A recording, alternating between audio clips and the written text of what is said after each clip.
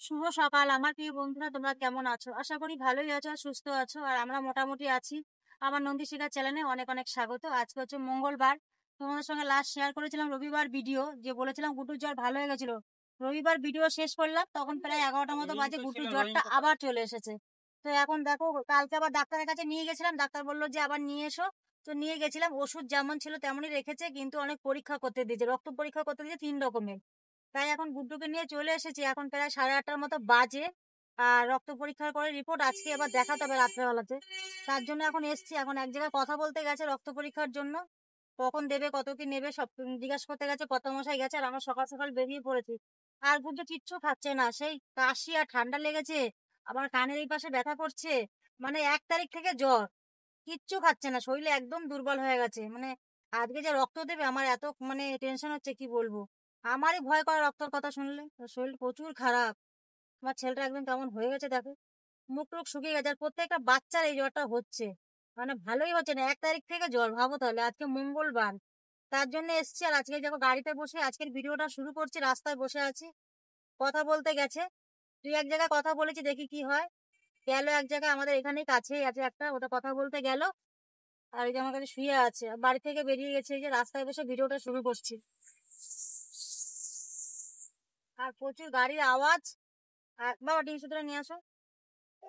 বাড়ি থেকে একটা ডিম সিদ্ধ করে নিয়ে এসেছিলাম, কিচ্ছু খাইনি। ডিম সিদ্ধ এখন গাড়িতে বসে খাওয়াচ্ছে, একটুখানি খাও, দেখো খাইনি ডিম সিদ্ধটা, খেতেই চাইছে না, ভীষণ শরীর খারাপ করছে। স্কুল ছুটি হলো 30 তারিখে, 1 তারিখ থেকে জ্বর শুরু হয়ে গেল। মানে স্কুল ছুটির পর আমার পর থেকে আর গুড্ডু শরীর খুবই খারাপ, খুবই খারাপ। কিছু খাচ্ছে না, কিছু নাই। তারপর আবার বমি, বমির ওষুধ খাওয়ার পরেও বমি হচ্ছে। প্রত্যেকটা বাচ্চার এই জ্বরটা হচ্ছে। খাবো না বাবা, একটু খাও। বাবা রক্ত নেবে তো, কষ্ট হবে তোমার। তো চলো ভিডিওটা সঙ্গে থাকো। ভালো লাগছে না আর কিছু। বাচ্চার শরীর খারাপ থাকে না, কিছু ভালো লাগে। ঘরের মধ্যে কেমন একটা যে লাগছে, যে কি আর বলবো, বলে বুঝাতে পারবো না, এমন বিরক্তি লাগছে। মানে শরীর খারাপ থাকলে বাচ্চাদের ভালো লাগে না, ভালো লাগছে না কাকা।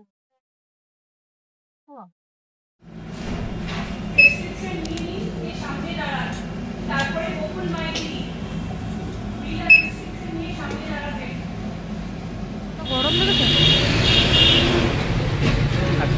চলো।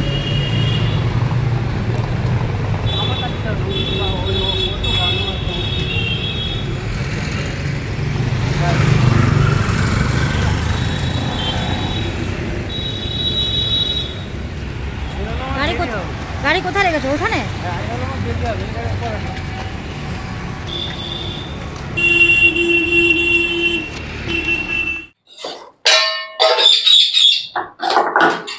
তো বাড়ি চলে এসেছি অনেকক্ষণ আগে। এসে গুড্ডুকে একটু দুধ গরম করে 1 পিস পাউরুটি দিয়ে খাওয়ালাম, কেন এই 1 তারিখ দিয়ে খাওয়া নেই একদমই। তো রক্ত নিয়েছে, আমি তোমাদের তো সকালবেলা শুরুতেই বলেছিলাম 3টে পরীক্ষা, 3টে না 5খানা রক্ত পরীক্ষা দিয়েছে। আবার যেখানে পরীক্ষা হবে তার সঙ্গে আবার ডাক্তার সঙ্গে কথা বললো না 5টাই পরীক্ষা হবে, 5খানা রক্ত, 3 জায়গায় রক্ত নিল। সে 1 তারিখ দিয়ে খাওয়া নাই আর 3 জায়গায় রক্ত নিচ্ছে। আমার তো হাত পা কাঁপছে, আমি তো বসিয়ে নিয়ে বাবাকে বসালাম, আমরা দেখতে পারি না, আমার একটু কষ্ট হয়। ওর ভিতরে রক্ত নিচ্ছে, আমার ভিতরটা এরকম করছে। 3 জায়গায় রক্ত দিয়েছে, বাবারে কেমন লাগে, ভাল লাগে না আমার। আর তোমাদের ডিমটা দেখালাম শুরুতে, ডিম একটা নিয়ে এসেছিলাম, তখন ডিমটাও খাইনি, একটুখানি ভেঙে খাইছে, খাইনি, কিছুই খেতে চাইছে না। ওই যে প্রিয় জিনিসগুলো যেগুলো পছন্দ করে সেইগুলো পর্যন্ত খেতে চাইছে না। তো এখন আমরা একটু খাবো, এখন 11:30টা বেজে গেছে, কিচ্ছু কাজ হয়নি, কিচ্ছু না, সব কাঁচা রয়েছে। কালকে বমি করে দিয়েছে চাদরে, সেই চাদর টাদর সব রয়েছে, কাচবো। খেয়ে নিয়ে আগে যে কিচ্ছু রান্না করবো, সিদ্ধ ভাত করবো। এখন কত মাসকে চিড়ে দেবো, আমি একটু খাবো, জিতকে একটু দেবো। চিড়ে আর টক দই দিয়ে আম দিয়ে খাবে, খেতে ইচ্ছা করছে না। এখন 1 পিস রুটি আর একটুখানি দুধ, মানে 1 হাতায়, ছোট হাতার 1 হাতা দুধ দিয়ে খাওয়ালাম, মানে তাও খেতে চাইছে না, ভালোই লাগছে না। দেখি রিপোর্টে কি হয়, রিপোর্ট আবার কেমন হয় সেই চিন্তা আমার, এখন ভালো লাগছে না। রিপোর্ট সন্ধ্যাবেলা দেবে, রিপোর্ট নিয়ে আবার ডাক্তার কাছে যেতে হবে। 6টার সময় বসে, রাত্রে 8টা উঠে যায়, তার মধ্যে আমাদের যেতে হবে। ভালো লাগছে না, কাজই করতে ইচ্ছা হচ্ছে না, খাবো কি।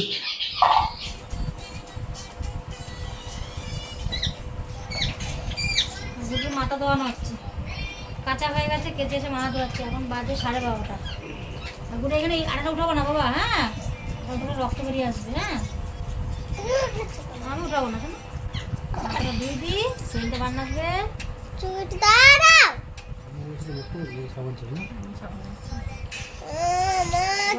সামনে না ভাবি, তুমি ছাড়ো। ছাড়বে কেন? হবে না। তুই ফোন দেখো।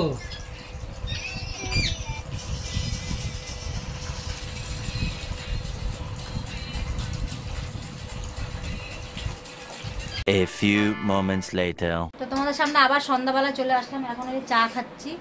এটাকে চা নিয়েছে, সন্তানটা দেওয়া হয়ে গেছে, চা নিয়েছি। গুড্ডুকে একটু চা দিয়েছি। গুড্ডু তো চা খেতে ভালোবাসে, তোমরা জানো যারা আমার ভিডিও দেখো। গুড্ডু চা খেতে খুব পছন্দ করে। দুপুরবেলার পর থেকে একটু জ্বরটা কম উঠেছে, দেখো আমার চাও ঢেলে নিয়ে নিল। আমার মুখ টুকগুলো দেখো একবার, চোখগুলো বসে গেছে।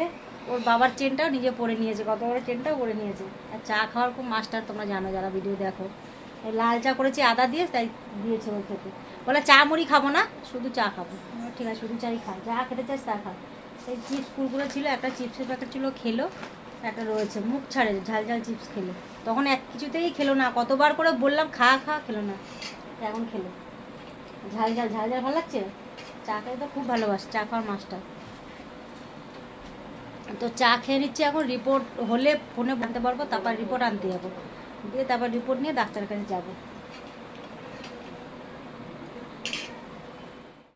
একটা রিপোর্ট করেনি, কি যে বলে না, ভালো না শুনতে। চল এদিকে কাদা বাবা, কি করবা? তো ডাক্তারের কাছে এসছি, এর মধ্যে বলছে একটা রিপোর্ট করেনি।